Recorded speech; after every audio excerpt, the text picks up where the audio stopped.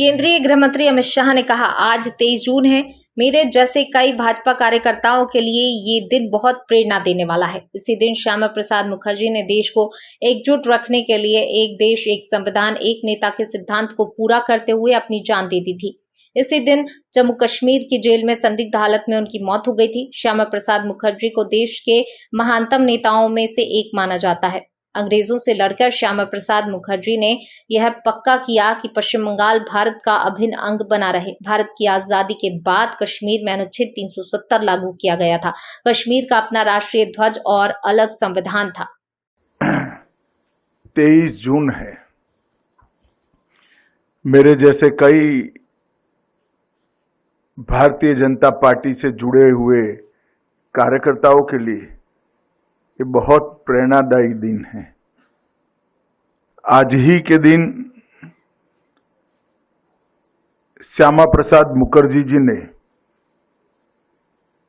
एक राष्ट्र, एक विधान, एक प्रधान इस सूत्र को चरितार्थ करने के लिए, देश को एकजुट रखने के लिए अपना बलिदान दिया था।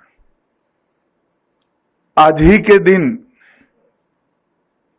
जम्मू कश्मीर की जेल में इलाज के बगैर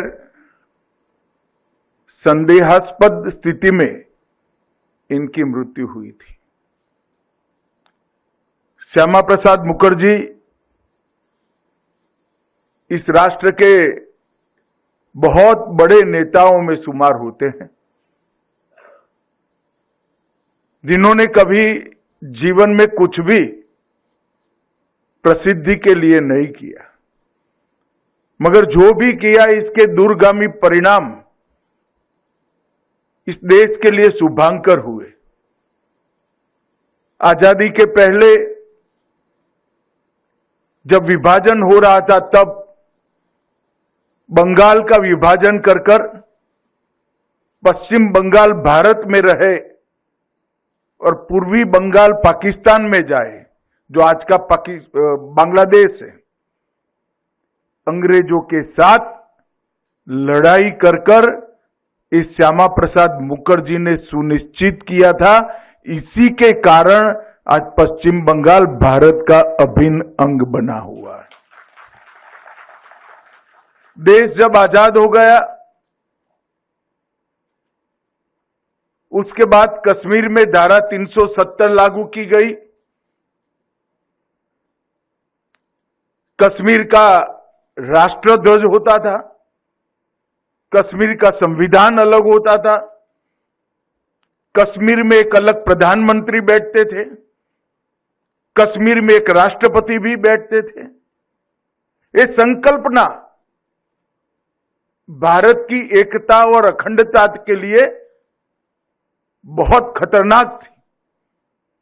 तब श्यामा प्रसाद मुखर्जी ने एक आंदोलन छेड़ा कि एक देश में दो विधान, दो निशान और दो प्रधान नहीं रहेंगे।